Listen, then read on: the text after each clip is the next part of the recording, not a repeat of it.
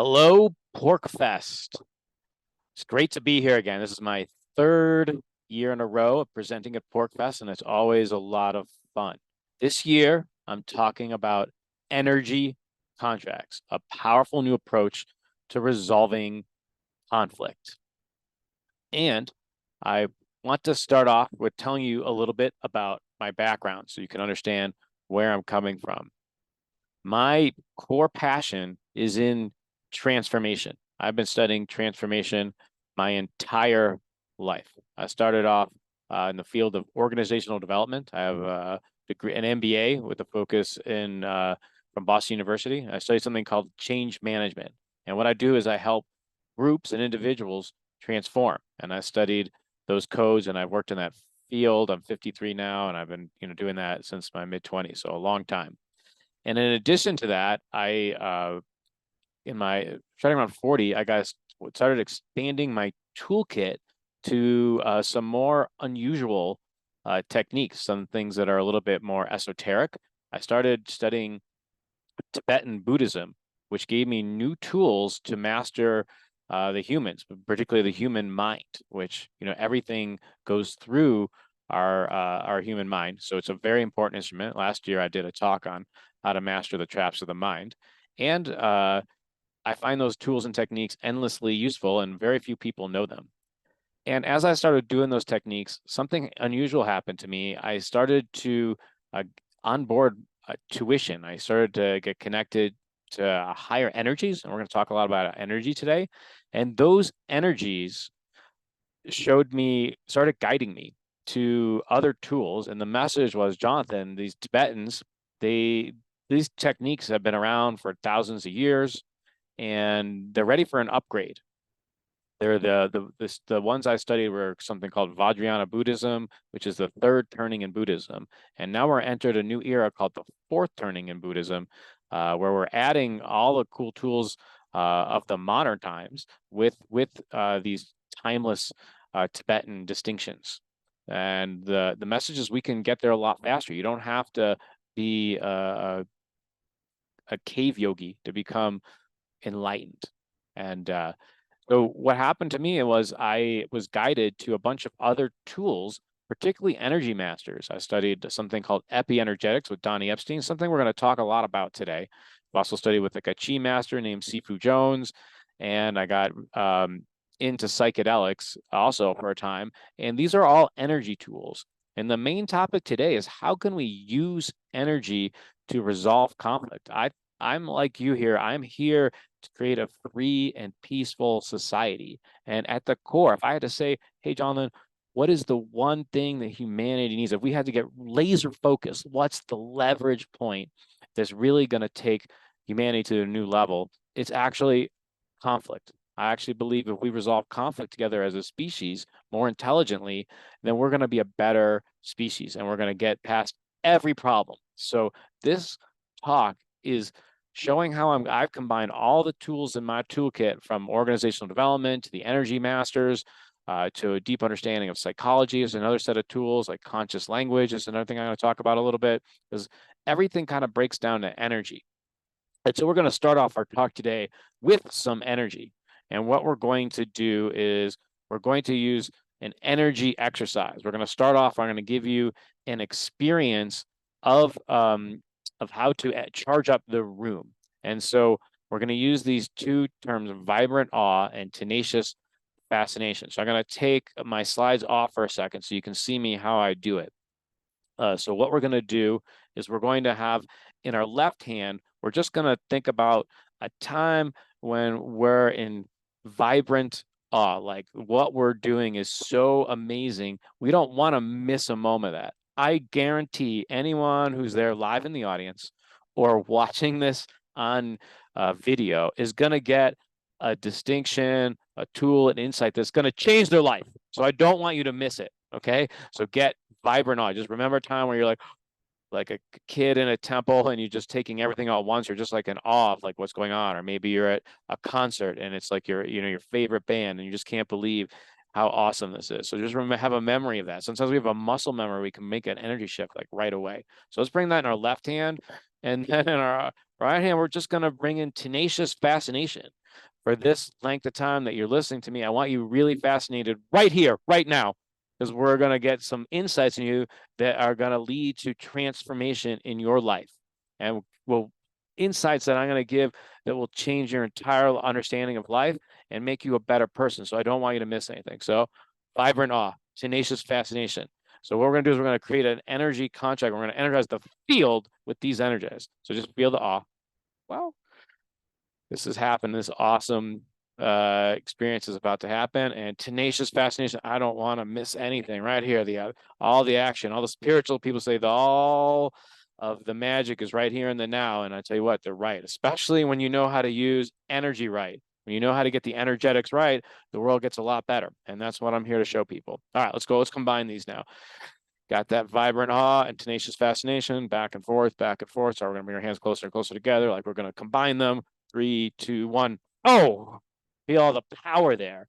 Right now, we have an energy bundle of vibrant awe and tenacious fascination. So let's just kind of put it all around our body, all the way around all the people who are watching us at the PorcFest. So we're all in this field. It's a field. We just created an energy contract that we're going to agree to use these energies while we're in engagement for the next 45 minutes to an hour for this presentation. And we're going to talk more about different kind of energy flavors like I did. I just flavored the energy to direct it in a way that's going to be useful for the now. This is a new way of thinking about life, and we're going to get into that deeper right now. So let me go back to the slides. Boop, boop, boom. Okay, so let's continue on here with the presentation. And I'm going to talk about some of the reasons that people don't resolve conflict, and I'm going to focus on the role of energy. So most people don't even know what I'm talking about when I say this word coherent energy. It's a new term. And what it means is, not just raising energy. Anybody can like drink a Red Bull or have a coffee and get more energy. And we've been doing that for years and we're still having a lot of the same problems. So that's not what I'm talking about. Coherence means alignment with what is. So for a human, all humans have patterns that make us better people. Some are universal understandings about humans. Some of us have unique patterns.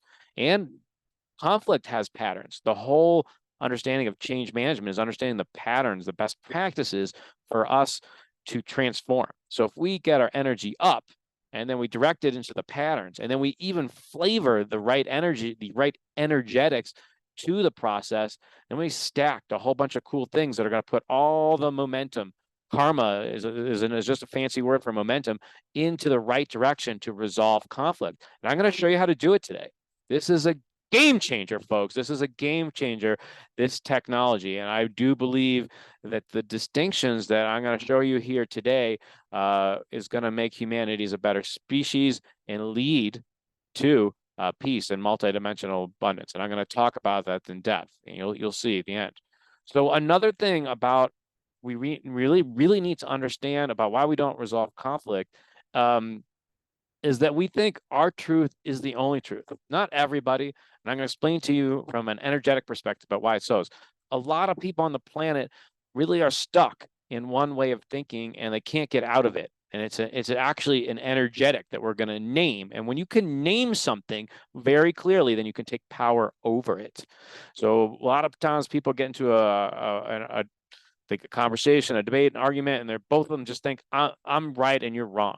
And that's going nowhere, folks. That's polarizations. That's what we have right now. I'm going to show us how we can shift the energetics when we're having these conversations so that we can get to a place where we can take in more perspectives. And we can go from win-lose to win-win-win energetics. We're going to I'll get into the details about how to do that.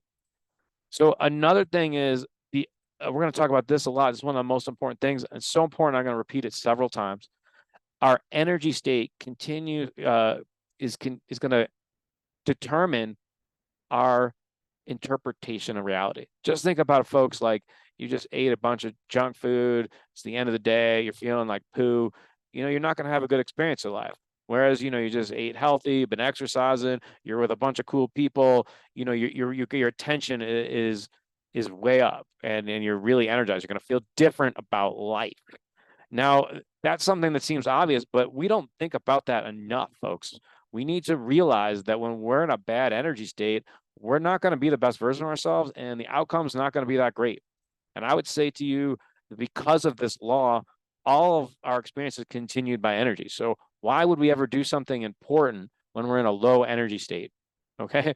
And low energy states bring out parts of us that are what are called defense patterns. We're going to talk a little bit about why defense patterns form, why everybody has defense patterns. And when we get clear about defense patterns, it's a game changer. It's a species level problem that I'm pointing out here today. So this is deep stuff, but we have the right language and the right dynamics today to really get this message out and really shift the energies of the planet. So just for those people who don't know, a defense pattern is a program that we program as babies to deal with overwhelm. So at some point in our child's life, all of us do this. Like, we get overwhelmed by some really negative emotions. We're wrong, we're bad, we hate ourselves, we're humiliated, we're embarrassed, maybe a bunch of these things together, maybe something traumatic, you had a trauma, you're hit, life doesn't feel safe, you feel helpless. And in those states of mind, we create a program that then is a conditioned response. And then when we kind of when anything looks like that, we actually go into this, especially when we're in a low energy state, we actually go into this habitual response, and we're not even present with life. Well, folks, if we're not present with life, we cannot resolve conflict because you're not even with reality as it is. And that's what's going on. People are getting triggered all the time really easily, and we're fighting. We're not actually with life as it is. But good news, guys, I know how to get out of there, and we're going to talk about that. A couple more things. As I said, most people are in this idea that there's only one right way to look at things. So most people are doing conflict in what's called win-lose energetics. I took a class in negotiations when I was in college, and that's the key to successful notions, is to get into a win-win-win mindset. Well, I have 3 wins. Well, good for me, good for you, good for the world. What if we all can do that? The thing is, you can only do win-win and energetics when we have the right energies. The word can't energize. If people are in a mindset of this, there's only one way to do it, there's only one right interpretation, then we can't do that. So we gotta recognize that this is a dynamic across the planet that we have to transcend. I don't look at it as bad. I just see it as part of evolution, something that we naturally start to see. And when we start to see it at scale, we can tip. Here's another big one, folks. Okay, I promised you a lot of gems. I've already given a lot of them in just a few minutes, but this one is, most people are referencing the past. I'm going to talk about this a little bit more, and they're referencing like when things didn't work out. I know a lot of people out there in this community are excited about living with smaller centralized authority, more freedom, and a lot of skeptics are like, hey, we never done it in the past, or they don't have enough examples, and then they're like, therefore we can't do it. We can't have peace because this is the way just humans are, and that's BS. That we're always growing, we're always changing. And if we're always referencing a skeptical past, that's going to drop our energy. And there's something in psychology called the self-fulfilling prophecy. And the self-fulfilling prophecy means that the stories, the narratives we have about life is what we play out. So I'm going to talk about this in another slide. When we start changing what we're focusing on, it changes the energetics. It's a very, very low vibration that if you're working from this place of it won't work, it won't work. It's not going to do it. Another thing is this thing about lack of compassion for ourselves and others. Because so many people are viewing this life through this right, wrong, good, bad, they're judging themselves, they're judging other people. And there's no compassion. We're saying things to ourselves like we suck, or we never do it. Life sucks. It's a super energy drain, and we're in a low energy state. We don't make good decisions. So when we start to learn to put the energetics first, and we get in a really good energy state before we're doing anything important, then we're going to get into we can take more perspective on things. We can do more listening. We can get out of just our one view and get compassion for why did something happen to us? Maybe there's something about the circumstances that led to it. There's something called context is king. And that just means is that we always do something because of the context, something about how we were raised, how we think about life, about the systems, our culture, something about our psychology, our physiology. And so when we start to see that life, we get more compassionate for things, there's more energy, and like, yeah, we did the best we could given the circumstances versus like we're wrong and bad as a species. You see, there's a big energy shift there, and with the perspectives we take affect what we do next. So I want to get into some specific energies, folks. This is a game-changing distinction. I want to get simple here. Unbound energy versus bound energy, and why this is critical for conflict resolution. Let's define these two words, bound and unbound energy. What do we mean? Okay, so bound energy simply is anything you could describe. So any thought, feeling, sensation, object, anything you could see in the world and name is a bound energy. It's already taken a form. Unbound energy is the opposite. It's free energy. Turns out there's energy everywhere, and unbound energy is free, and it has more potentials. Now, why is that important, folks? Because throughout our life, what we do is we all have these like history. We have something called a mental model, some like distinctions about how life works, and those are mental model or ideas about life are bound. Those are fixed ideas, and we perceive the apparent physical world, our thoughts, feelings, sensations, the physical objects, the patterns of life. We see them through these bound, which is also bound. So in other words, anything we have these understanding of life, and then we interpret that life through that, the physical world, and we come up with usually the same conclusions. Now, sometimes we do occasionally see something new. But if you want to actually have a higher perspective fast, and who doesn't want that because it's going to make you a better person, there's a new kind of energy called unbound energy that we can access. And there's a whole bunch of ways to do it. That's a little bit beyond this presentation. I'll talk a little bit about, I'll give a little bit of examples of how to do that later. But there's a lot of ways to do it. But one of the most important things, most clear things is meditation. A lot of people think, well, why does meditation create mystics or make people better places? There's lots of reasons, but one of the reasons, when you still the mind, you actually disrupt this bound to bound phenomenon. You actually bring unbound energy to it. You got this free energy. Your mind stopped thinking for a moment or pause, and then a lot of free energy. And the free energy allows for a novel, higher interpretation. Now, does it always do that just because your mind's quiet? No. Sometimes there isn't a higher interpretation available. But if it is, you'd want to take it, right? And so if we're in a conflict situation and we're trying to come up with win-win energetics, the more unbound energy, the better. We're going to want to create some more possibilities, some more combinations. So energizing the field for unbound energy is a really big deal in resolving conflicts. Let's talk about it. I want to go back to this thing about reference points. We talked about the past a little bit. Most everybody is looking at life, and they're comparing things to the past. And we're often, when it didn't work, not always, but we're all often referencing the past. And also, one of the things about referencing the past, we're also referencing things in our subconscious too, that we don't even know about. And that's a whole other kind of thing. But the point is, a lot of times when we're growing and evolving and we're going into a new area, it's maybe not that helpful. We're going to have to think of new ways to do it. So you can actually train the mind to reference the future where it all works out. Now, this is a little bit esoteric, folks, but I'm going to tell you, everybody believes that, not everybody, but a lot of people thinks, hey, time goes, it just looks like we're going past to the future. But there are other people, like I know in my Vajrayana Buddhism, they taught everything is happening now. What if the ultimate reality created every possibility, every permutation of the quantum of field is available right now? I actually believe that is the truth. And we're just exploring all these different timelines. If you train your mind to reference a future where it all works out, first off, it puts you in an optimistic frame of mind. You're like, well, we can do this. Of course we can do it. And so one thing, I guess I'm gonna go there. I'm gonna say that I have because of this Vajrayana Buddhism thing I learned was that a different understanding of how life works. And this is a little bit I got from Vajrayana Buddhism and a little bit of my own interpretation.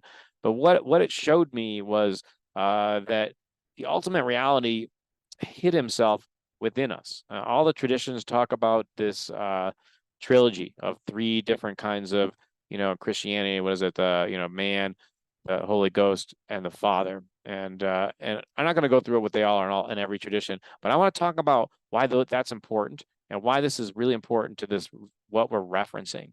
Um, I would say that the how can we all be one?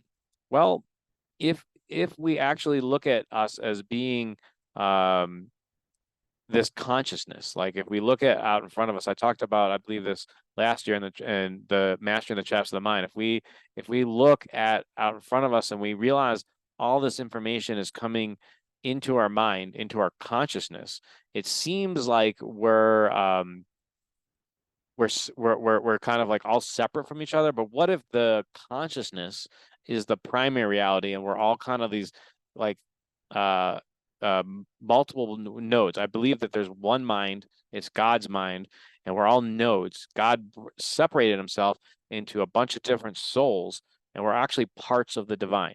And we're all talking to each other to know what it means to be alive. That to me is what's actually happening. And when we actually accept that, everyone is actually a reflection of us, it brings a lot more compassion. But why is that important with the future? Because if you realize there's this idea from my teacher Donnie Epstein, is this energy teacher who has a lot of these distinctions I'm talking about, like bound and unbound. He discovered that we think everyone was created in the past and came to the future, but he discovered energetically that a lot of his people were coming to them, that some of them just thrived a lot better when they focused on the future. So it's possible. I'm not going to say possible.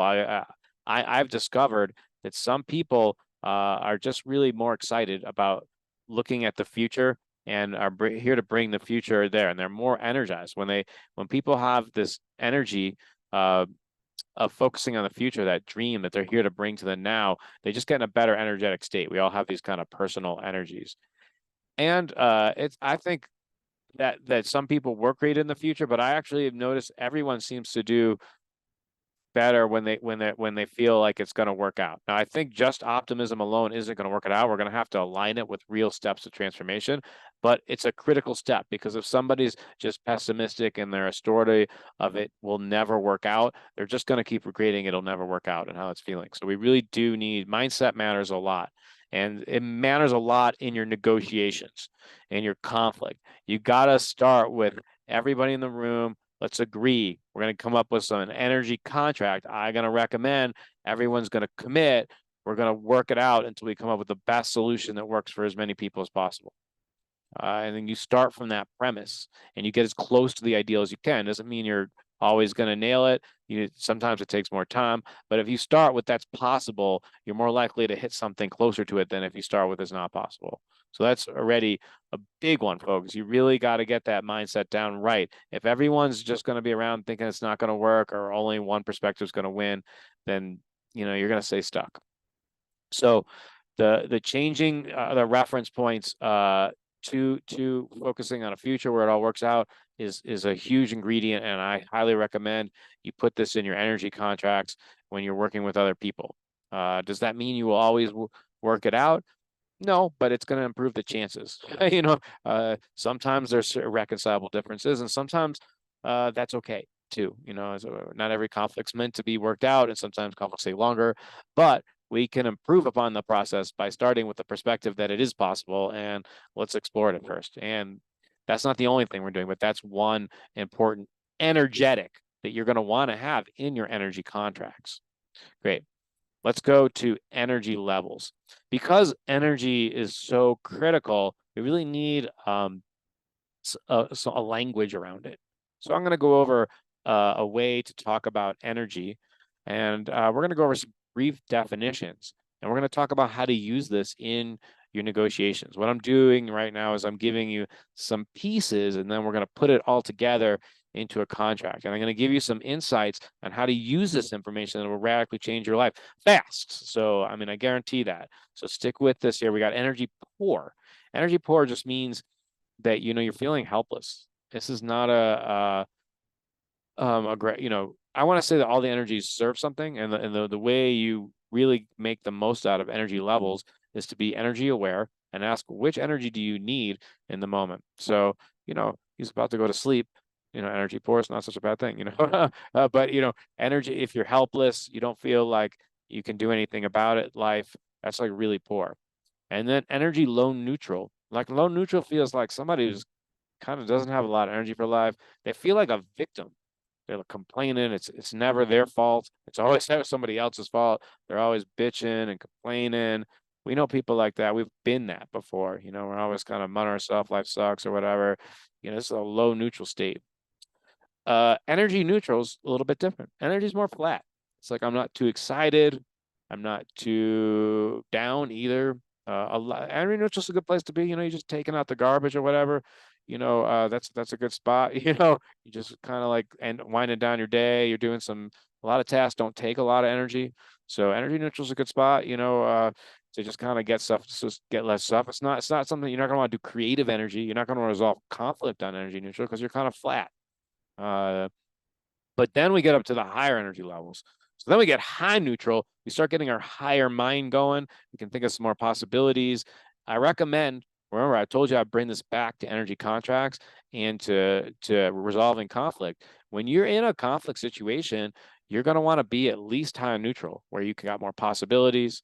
And then there are higher states beyond that. Energy rich is like you're really starting to flow. Your intuition is there going on, your creativity. You're really kind of uh, if things are going really well, everything's natural. And energy super rich is for like those kind of crazy spiritual moments, where it's just transcendent, where novel creativity is coming out, explosion of awesomeness. So it's like a super peak experience. So my recommendation is, if you are wanted to have an important conversation, you're going to want to get everyone who's involved into a high neutral or an energy rich state, at least high neutral. In my last relationship, after I learned this stuff, I saved so much trouble. Like, this is a game changer, folks. This right here can just change your life. If you can make an energy contract, let's just talk about, you can do this as any relationship, but let's start with your most intimate partner. With my last girlfriend, we agreed, if not both of us were in at least a high neutral state, we would not talk about anything controversial. We just would like, we just notice like, hey, you look like you're in a bad mood right now. I know he's complaining a lot or whatever. I don't want to like start something right now. We're just gonna either you're gonna get your energy up now, or we'll table this conversation to another day. Oh my God, I can't tell you how much awesome our relationship got after we made that contract, that agreement with me and my partner. Just things got so much better. And then when there was things to work out, we got into the better state, and the conversations went a lot better. You don't just have to do that with your romantic partners. You can do it with your kids. You can do it at work with your friends. Right there, that little nugget of truth can just save so much time. Of course, like, how do you get into these higher energy states is a whole other thing.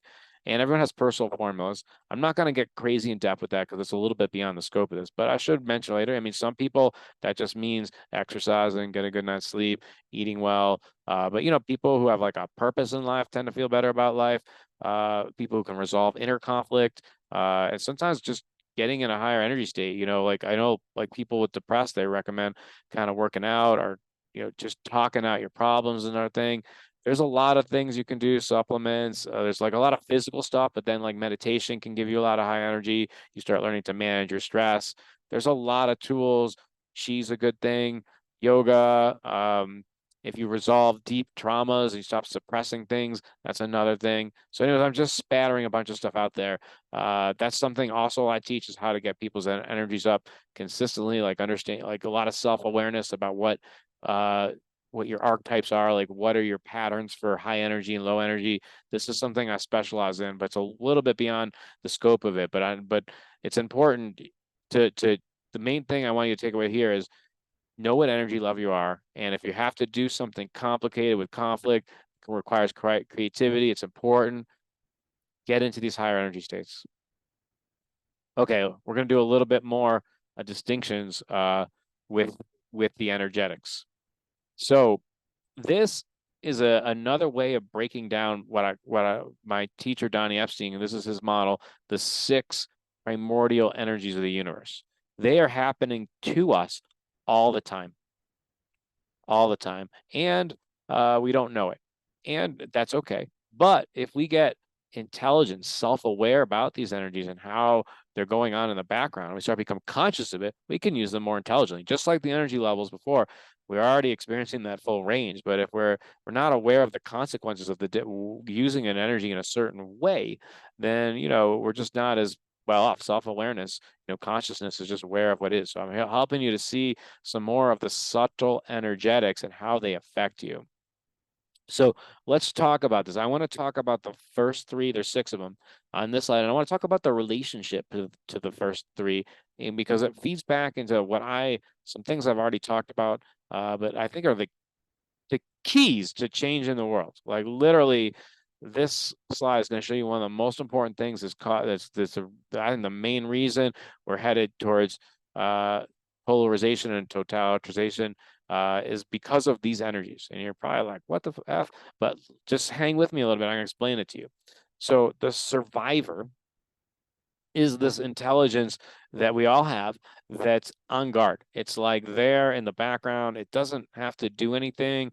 And I put this 1G thing there because it's like an energy bandwidth. And it normally it's just not doing much. And but if we're like in big, big trouble psychically or physically, it'll like send out a warning. And I want to come back to the survivor and how it relates to these other 2 intelligences and explain something important. So the reactor is another intelligence, and it's got one job: it's just feel fully. And so that's important. That's all it's got to do. And the problem with some of these things, as you'll see, is we program them early as a child, which is kind of what I said before. I'm going to show you how that works, though. In order to really explain that fully, the thinker is this part of us that's called the lower mental intelligence. It works with boundaries, and it divides things into good, bad, right, and wrong. So when we're a little kid, a baby, these 3 things kind of come on, and we're constantly judging or assessing our feelings. We're making some right or wrong. And occasionally what happens is like the thinker goes not just bad, it makes an assessment of like totally intolerable, unsafe, dangerous. Like it sends the emotional reaction to the survivor, and then the survivor gets the signal, oh my God, this baby or child might die. And its job is to protect. And so what it'll do, it's almost like the baby or the toddler is creating a program, an energetic program that's got a story, a narrative that it cannot handle some sort of emotions, it feels overwhelmed, some sort of situation, some trauma. It's got a story that is just so bad. It could be like self-hatred, self-loathing. It could be shame, embarrassment, grief. There's a lot of nasty ones. And sometimes we feel them together. And the child then creates what's called a defense pattern. I think I mentioned this earlier. And this defense pattern's job is to make sure that this child never has to feel that again. Now imagine that this defense pattern is always on guard, looking out to make sure that this cocktail of emotions is never felt again. So if anything in the reality outside even sniffs like it, it's going to send warnings out. These are like called projections.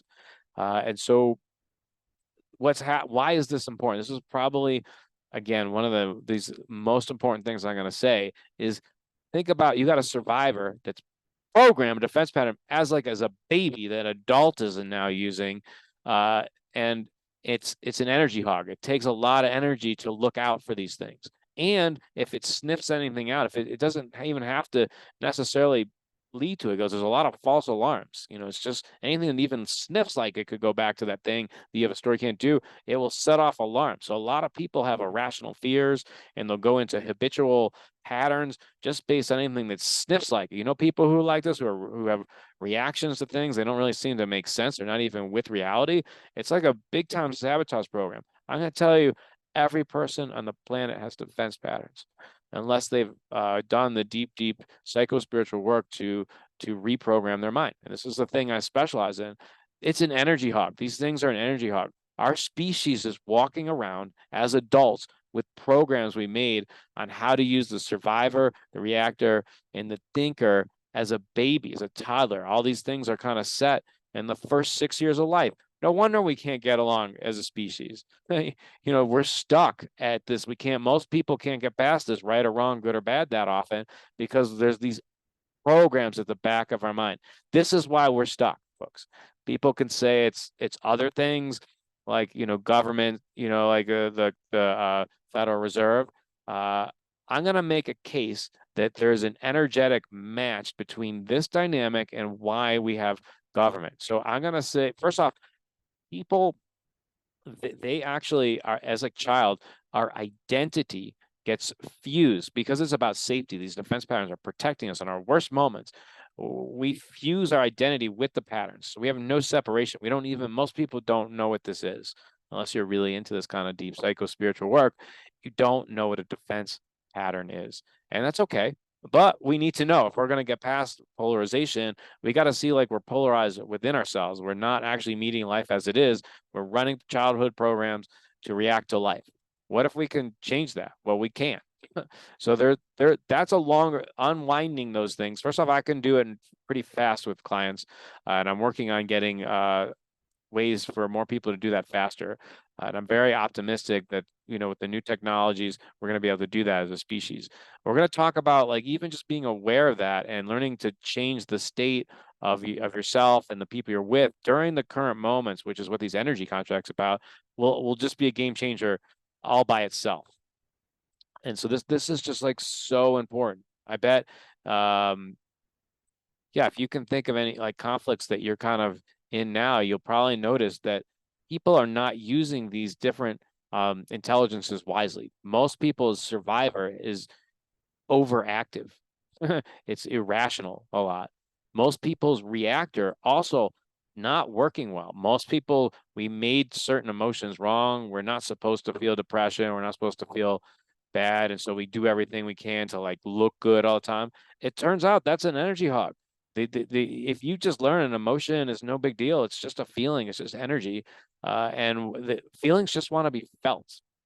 And so when you retrain the programs in your mind to just feel something, then the reactor starts getting healthier and it starts unwinding it because we have it's almost like a computer. We have all these programs that we made certain emotions bad and we can't feel them directly or quickly. And so we go into these unconditioned responses. So learning to feel our feelings is actually one of the most important things to actually being better at conflict resolution. People who aren't really feeling just means information, folks. It doesn't mean like oversensitivity. Even the word sensitive is just being access to more information.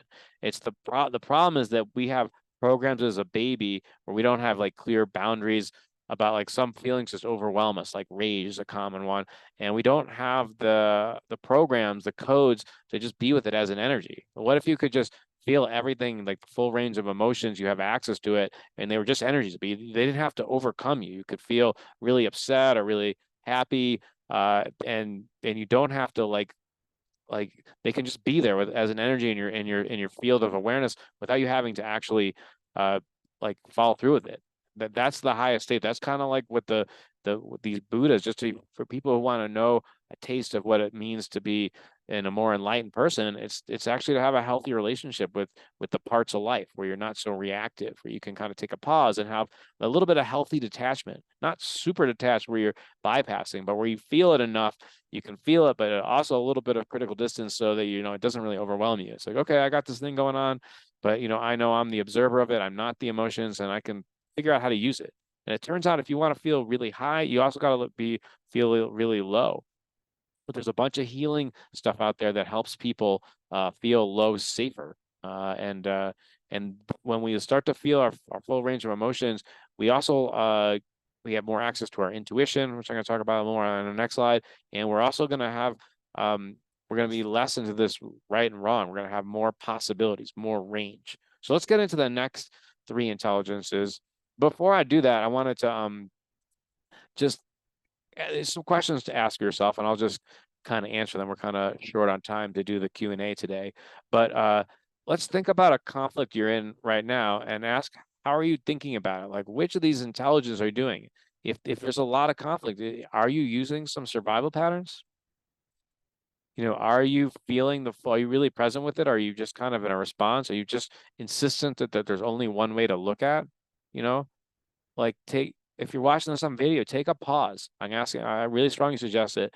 Pause the video right now and ask yourself, think about a situation that you have in your life and see how these different intelligences are affecting it. Are you in like lower mental? Are you in a survival pattern where you're just like kind of going into a conditioned way of dealing things without really thinking it through? Are you making it right or wrong? Are you actually feeling all the different perspectives? Yeah, imagine what it's like when we're just in these intelligences. What kind of solutions are available? If we're topping out at good or bad, right and wrong, and each person only sees life through their own unfolding, unless you like thinking exactly alike, it's going to make it hard to come to agreement.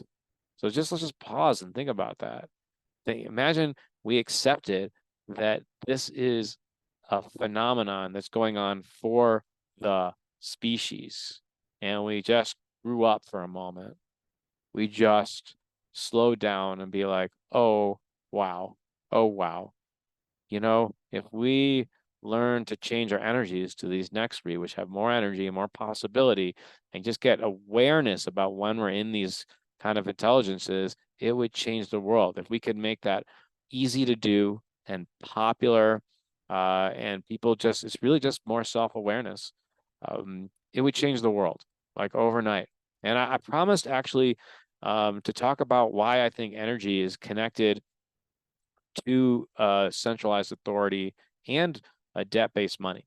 This is my own theory. I'm not sure if I've said this anywhere. This might be controversial, but I'm curious what you guys think about this, because I believe that we need a more compassionate perspective about life and oligarchy. A lot of people just think, centralized authority, bad, bad, wrong, wrong, false flags, bad. And also, Federal Reserve, bad, wrong. We're using the lower mental. Okay. Okay. And just so you know, right, I'm actually not for the Federal Reserve. I definitely won't looking for a decentralized multiple currencies, just like everyone else in the room.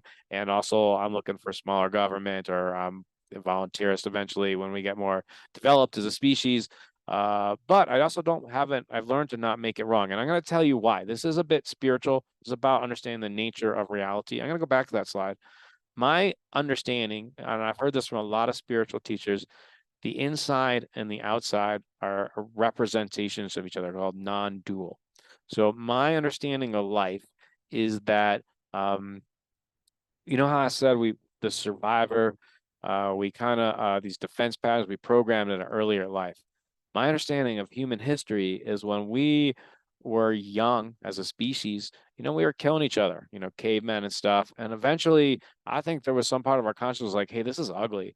It doesn't feel right to kill ourselves, especially if my other story that we're actually all the ultimate reality to know each other. There's some part of us is not going to feel right in our system. And at that time, we didn't have a lot of energy or capacity. We're just kind of more using these lower intelligence, a lot of like reactor and anger, because there's a lot of scarcity back then. And I think what my understanding is that we actually created oligarchy. We created kings and queens, and they used divide and conquer to manage it. So we weren't just killing each other. We were more in tribes.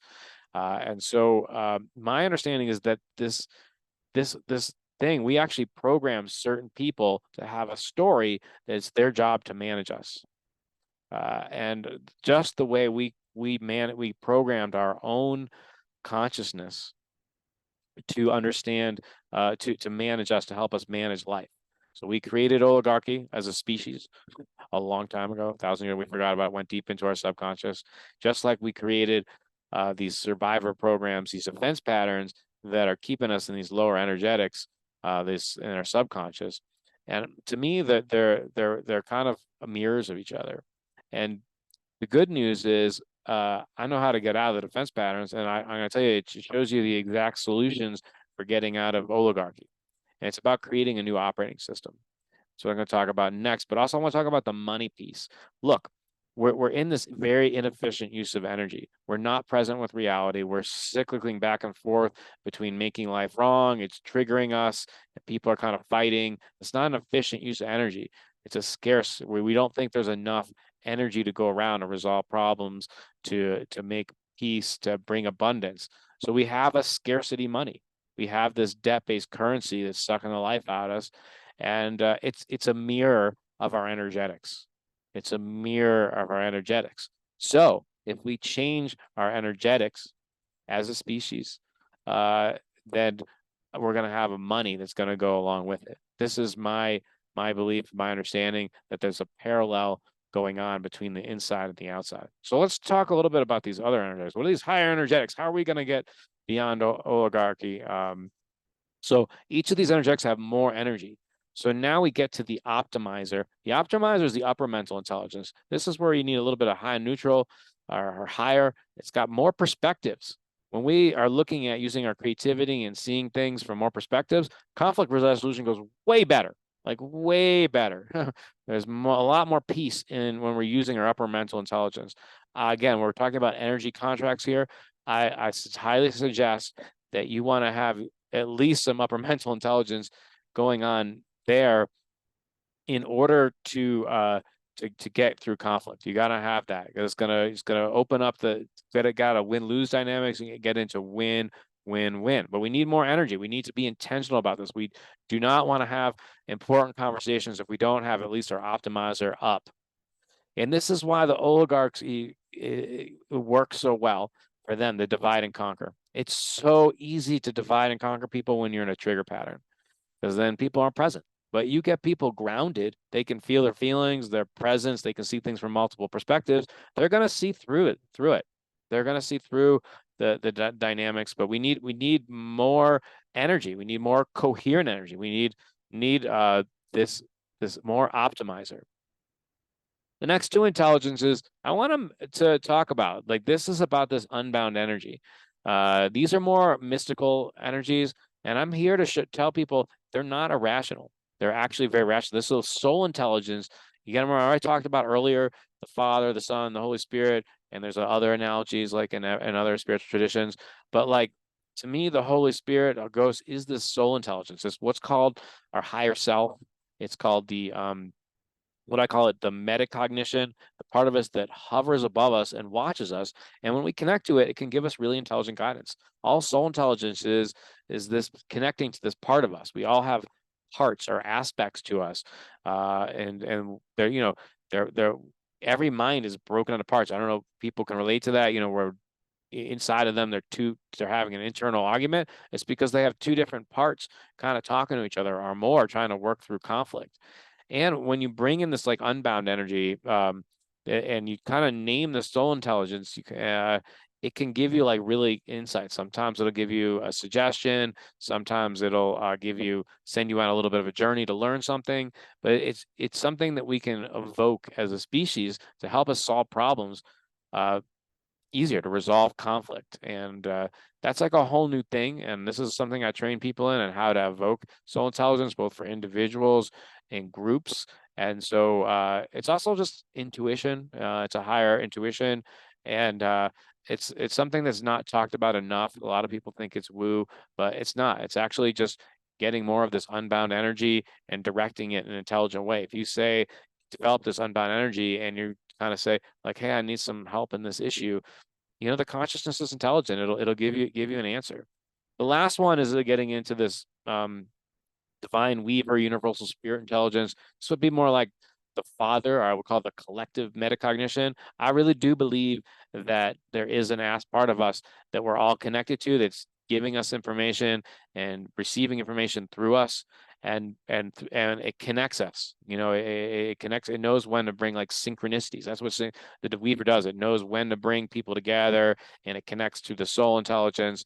I grew up agnostic and materialist. I didn't really believe into it until I started getting into this meditation, and I started to see when I was starting to use this unbound energy. The amount of synchronicities I had just went bonkers, and it's teachable. It's teachable, folks. We can all start accessing these things. It's my spiritual path to anyone who wants to start accessing these higher intelligence on more and more frequent basis, that it's easy and accessible. So I'm excited. I actually see it as a new industry of helping people use their energies more intelligent so we can have more creativity. We can solve all our problems. I'm so optimistic. I actually believe that this quote unquote, what people call the meta crisis, is going to be, or the meaning crisis.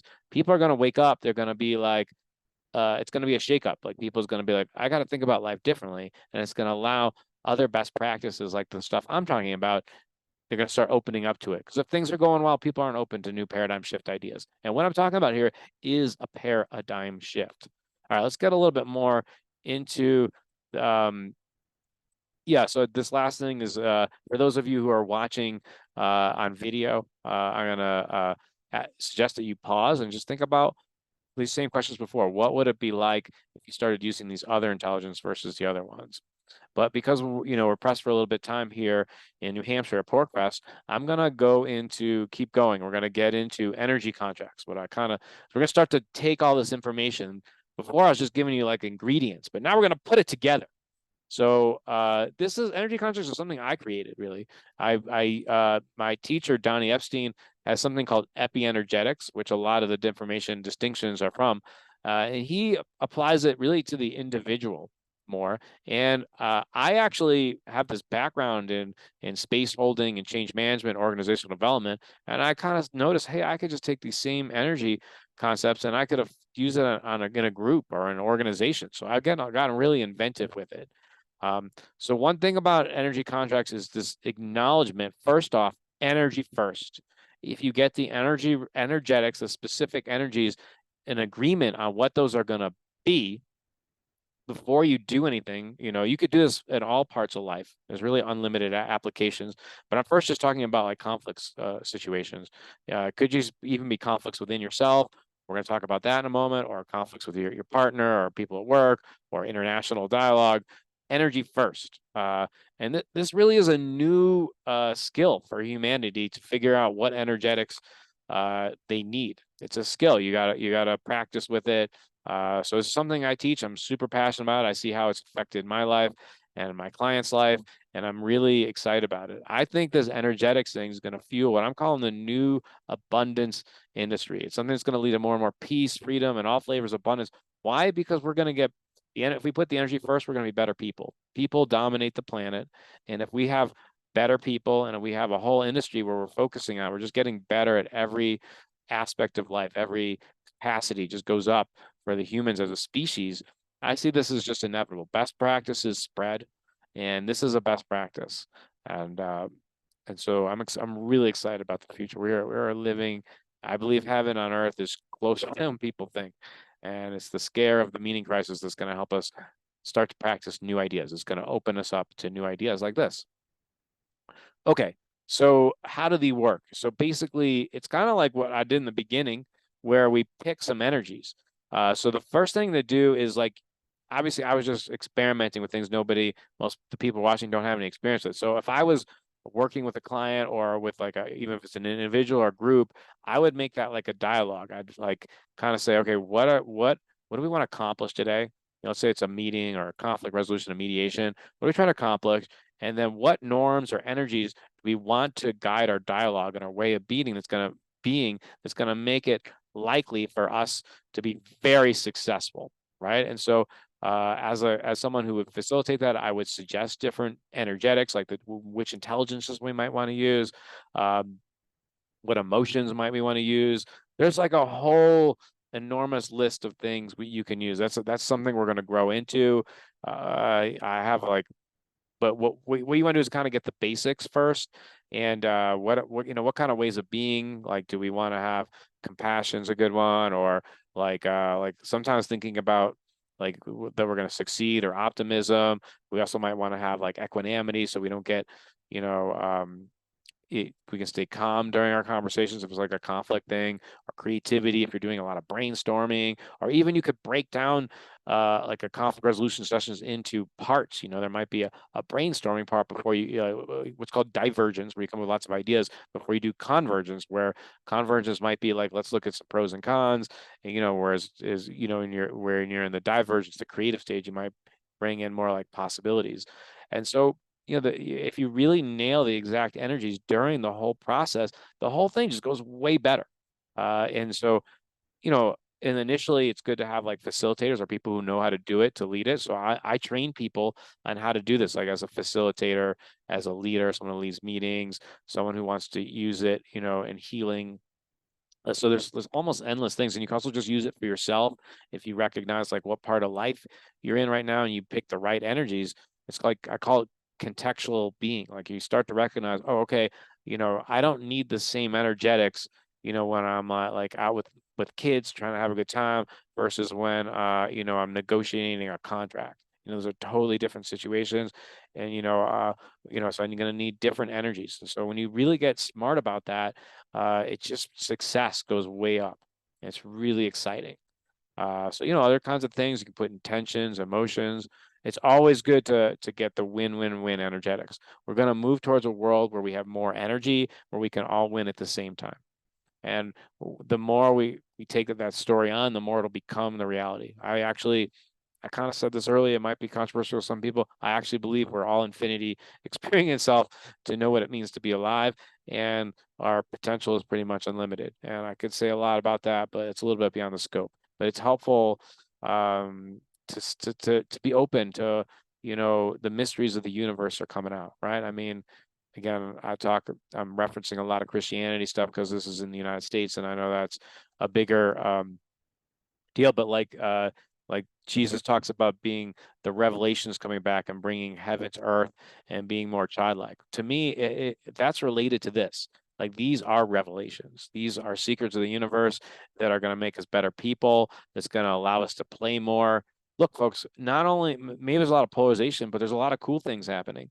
There's AI coming. There's robots. People could be scared of that, but I don't know. I think that's silly. I think consciousness is primary, and we could throw water on a computer, a robot that's not doing well, or unplug it. I don't really buy this kind of scare things. I think the reason why people think that is they got unresolved conflict where something terrible happened to them and they're projecting it out. Remember, we talked about those defense patterns. That's what I think is happening. And as soon as we wake up, so we're creating our own nightmares. And when we learn to feel our feelings deeper, that those projections go away, and we'll stop needing to manifest situations to resolve feelings that we need to feel. I learned this from the Tibetan Buddhisms, that if you don't feel something fully, the universe is going to keep creating situations for you, more opportunities to feel it until you feel it. So if we just surrender the fact that feeling our full range of feelings is the key to getting out of these kind of loops, these karmic loops of repeating things over and over again, we're going to save ourselves a lot of time. That's a spiritual law. I've seen it in my own life. I used to get into a lot of patterns until I saw that pattern. I learned to feel my feelings, and then things changed. I got rid of those patterns, and my life just got better and easier. Dude, I'm 53. I have way more energy than I did in my 20s. My last girlfriend was like 20 years plus younger than me. I ran circles around her, and she was very energetic. When you start getting these energies right, people, you just become better people. Most people can't believe I'm the age that I am, and I feel like I'm getting younger. And I think our species is going to age well. At least the people who pick up the best practices. The future's very bright, folks. So I want to honor some time boundaries. So we're getting here to the end. So I'm going to give you a couple big things. We're going to finish on a strong note. I'm going to give you some energy contracts. I'm going to show you two different applications. So the first one is about decrees. Decrees are simple statements. It's almost like you're making a contract with yourself. It's a way of programming your mind. So these, even if you took one of these things home for you as a party favor, you're going to change your life. So the first one I'm going to talk about, I notice my energy days first before interpreting my reality. This is the thing we talked about in the beginning. The energy you're at, whether you think about whether it's energy poor, low neutral, neutral, high neutral, energy rich, super rich, whatever energy you have, it's going to change your interpretation of reality. Or, if you're thinking about the intelligence, am I filtering things through my survivor now? Am I filtering things through my reactor, my lower mental, my upper mental, my soul? Those are going to have completely different interpretations. So, whatever your interpretations of your reality are, they're probably not 100% accurate. They're just based on energy. And as you start to get better with energy, you're going to have a higher interpretation of life. You're going to consider more perspectives. You're going to have more energetic bandwidth to see the more complexity and nuances of life. So good news, folks. Those stories you got where you think you're a jerk, you're an asshole, you're a loser. They're all BS. They're just low energy states. They're just low energy states, and you can. So what the Buddhist kind of taught me is like, if you start to recognize your thoughts and your feelings and sensations as just energy, and you realize that they're just interpretations based on energy rate, then you just stop taking them so seriously. There's so many people who have these persistent negative thoughts, and they don't feeling a certain feeling, they get stuck in a state that's not optimal. It's happening throughout the whole species. I'm talking about this is game changer level stuff. These distinctions will change your life.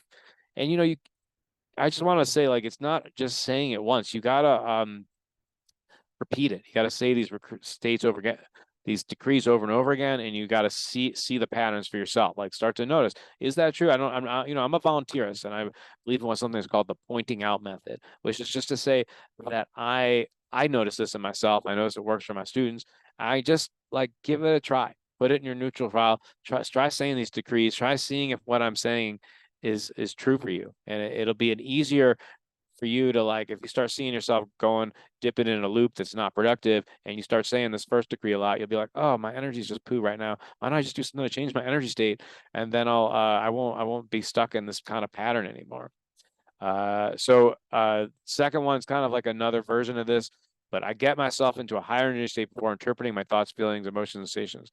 If you want to have a very accurate view of life, it's not that the low state are wrong or bad. They're just a low energy state.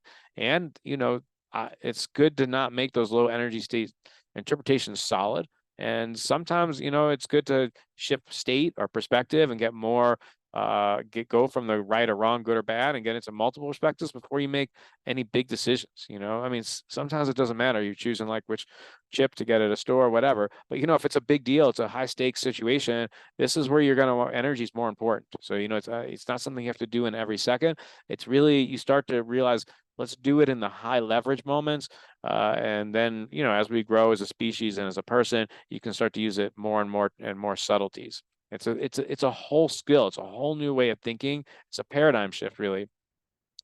And so I'm excited because I know it's going to lead to a better world. As I said, I've seen it. I've been doing this. God, started learning about this when, like, 2019-ish. So I've been doing it for a little while, and it does take a little while to really master it, but there's just more and more levels to it. I just get better at it all the time. Honestly, I'm still growing with it. There's almost endless things you can do with it once you, because the key is you got to learn to get out of some negative patterns, and then you think about it.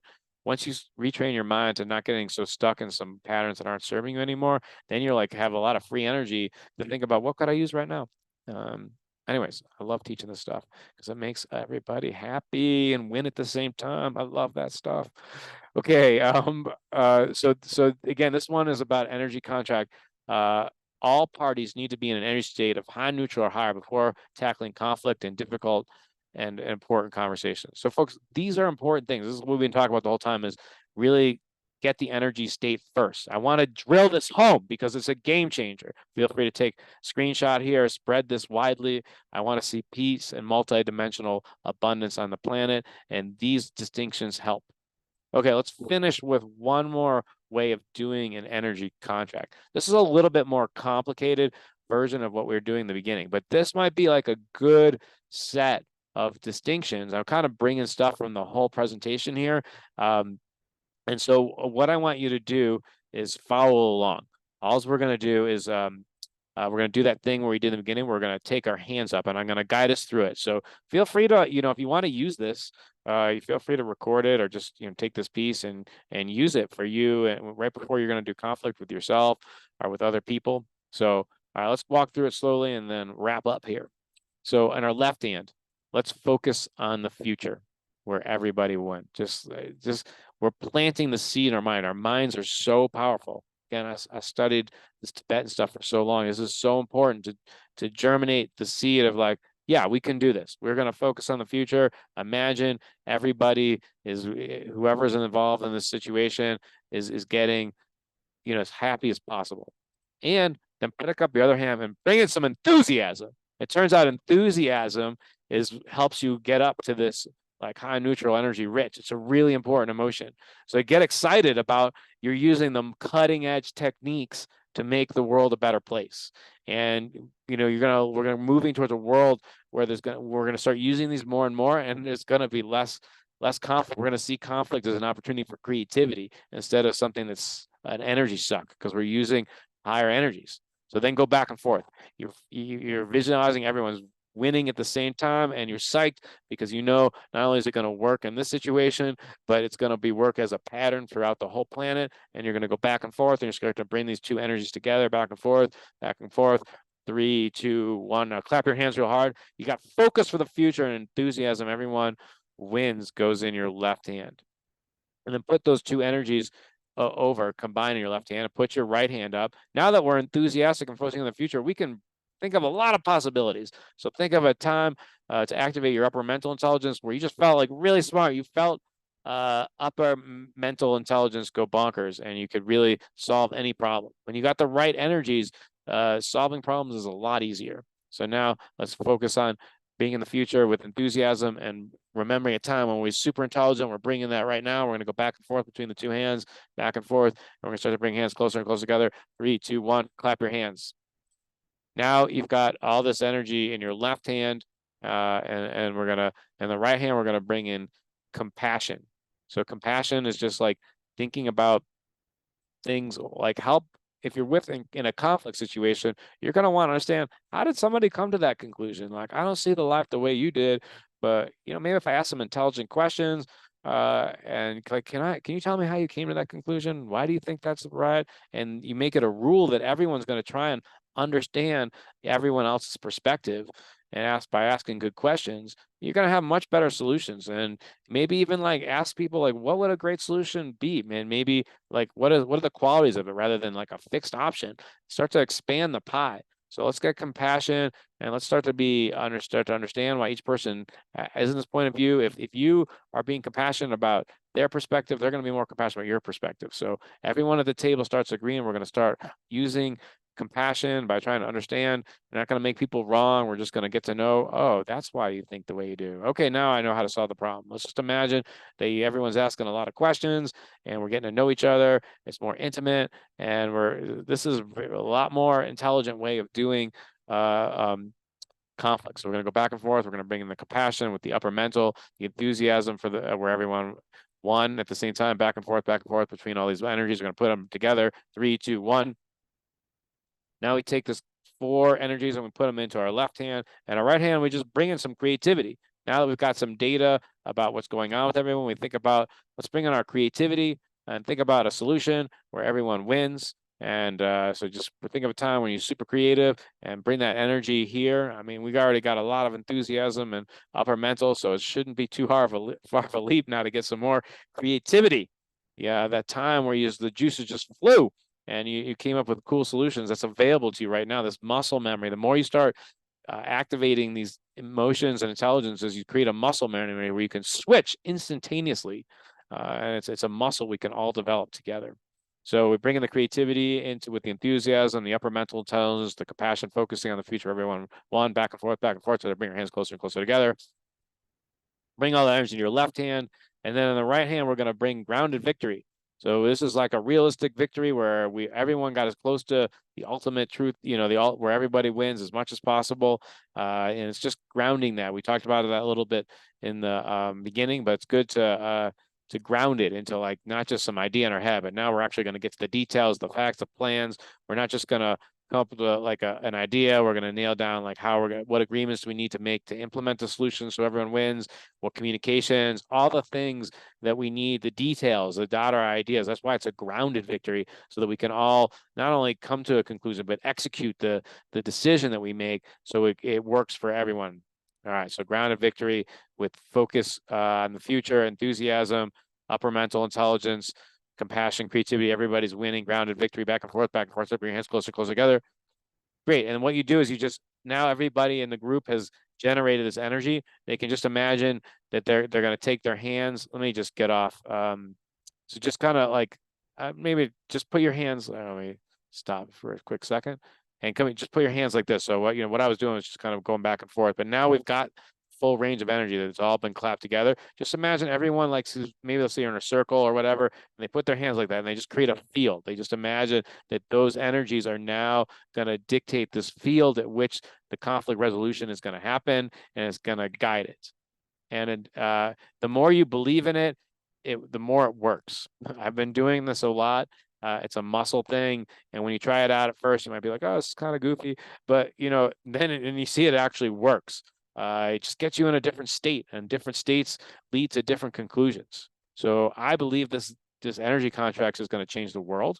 And I'm excited. I offer classes in it. I teach people one-on-one.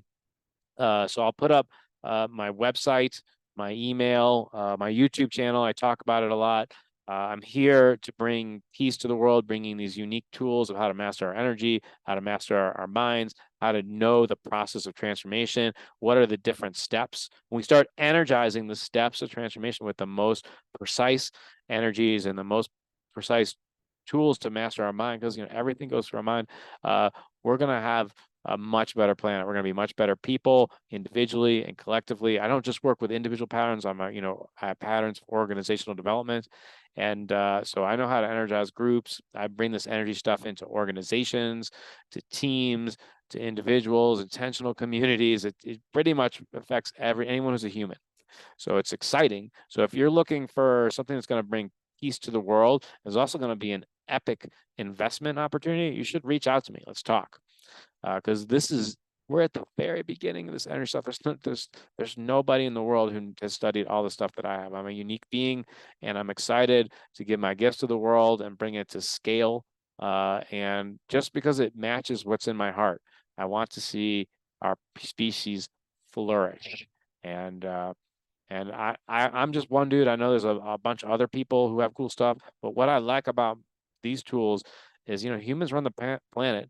We get people being better people. We're going to make better choices. We're going to stop doing the same patterns that's going to keep us with a money that's low energy money.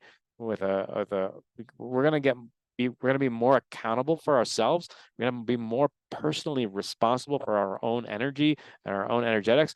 We're not going to need to give taxes are going to go way down, if not in existence, because we're going to take responsibility for our life.